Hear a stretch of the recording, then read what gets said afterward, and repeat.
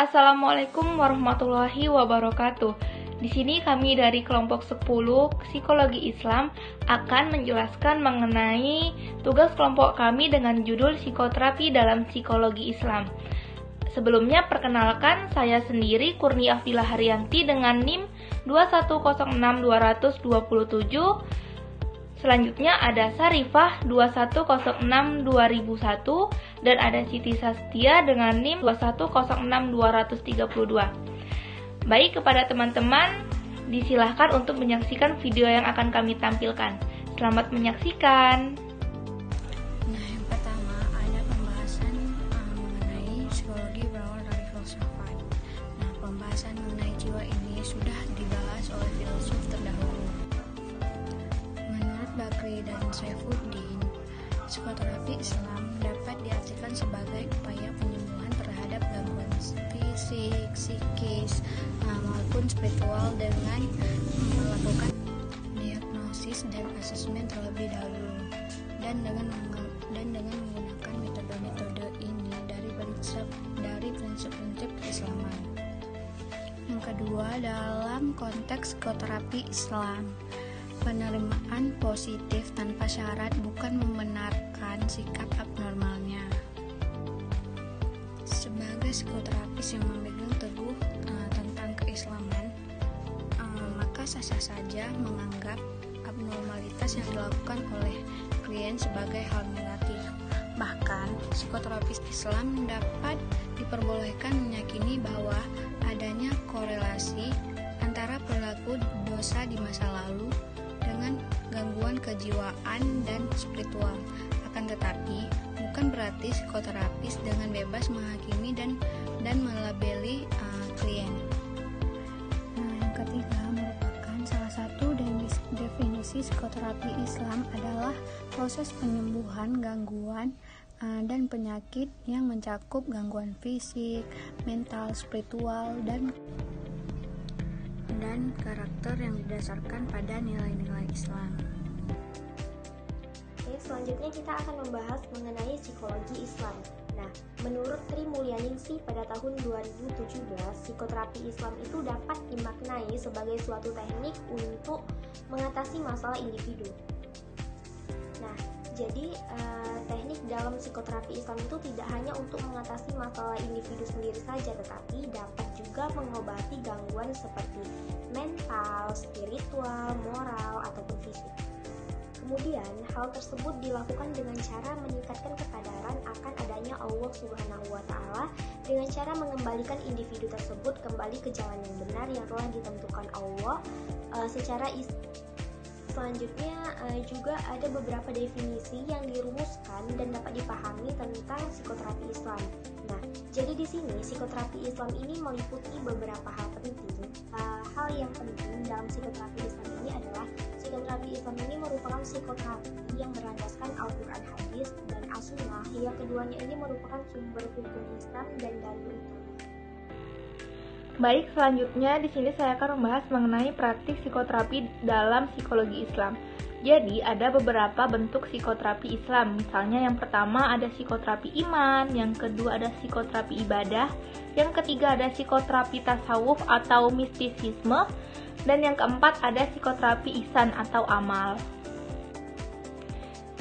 Baik, di sini saya akan menjelaskan apa itu psikoterapi iman dan apa itu psikoterapi ibadah.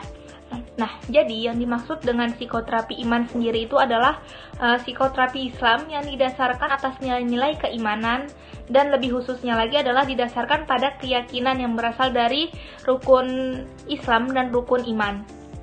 Nah, yaitu seperti apa? Misalnya yaitu percaya kepada Allah Subhanahu wa Ta'ala, kepada para malaikatnya, dan kepada para nabi dan rasul serta kitab-kitab Allah Subhanahu wa Ta'ala yang telah diturunkan kepada para nabi dan rasul, serta percaya akan adanya hari kiamat dan ketentuan-ketentuan Allah Subhanahu wa Ta'ala. Nah, selanjutnya yaitu ada psikoterapi ibadah. Nah, jadi yang dimaksud dengan psikoterapi ibadah sendiri itu adalah metode psikoterapi Islam yang didasarkan pada praktik ritual peribadatan dalam Islam. khususnya yang merujuk pada 5 rukun Islam, yaitu misalnya seperti sholat, zakat, puasa, dan juga haji. Selanjutnya ada contoh kasus dari pengalaman terapi yang dilakukan oleh Dr. Malik Badri, yaitu bahwasannya ada seorang pasien wanita berkebangsaan Sudan datang dengan keluhan suka mengumpulkan dan menumpuk kertas-kertas bekas, serta mempunyai kebiasaan sholat berlama-lama sehingga melelahkan dirinya. Malik Badri menyebutnya ini sebagai sebuah neurosis obsesi atau gangguan jiwa dengan unsur kecemasan yang mungkin terjadi pada setiap orang. Seperti yang diketahui bahwasannya seseorang muslim itu kan memang diwajibkan melakukan sholat 5 kali sehari, dan sholat yang kita lakukan itu hanya memerlukan waktu sekitar 5 atau 10 menit. Namun berbeda halnya dengan pasien yang ini, bahwasannya pasien yang menderita ini menghabiskan waktu berjam-jam setiap harinya. Setiap kali hampir menyelesaikan sholatnya, tiba-tiba ia menjadi ragu apakah ia telah melakukan sholatnya dengan benar. Dan karena itu, mungkin ia kemudian membatalkan sholatnya dan mengulanginya dari awal lagi. Seringkali ia mengulang-ulang proses ini sehingga ia menjadi amat lelah karena terlalu lamanya perjalanan beribadah yang dilakukan. Nah, selanjutnya Malik Badri juga berpikir bahwa akan banyak manfaatnya jika ia menggunakan kesempatannya ini untuk mengaitkan masalah pasien tersebut dengan konsep dari Freud yang menganggap bahwa agama sebagai obsesi yang universal. Namun, para pengikut dari konsep Freud ini gagal untuk melihat bahwa manusia pada dasarnya telah menciptakan berbagai upacara dalam kehidupan sosialnya. Upacara keagamaan bukan satu-satunya upacara dalam kehidupan manusia. Lebih lanjut lagi, Freud dan kawan-kawan juga gagal melihat bahwasannya tidak ada perbedaan yang nyata antara orang-orang yang menikmati upacara keagamaan seperti sholat dengan orang-orang yang kehilangan dirinya atau tak sadarkan diri karena berada dalam kegembiraan yang meluap dan transendental sifatnya.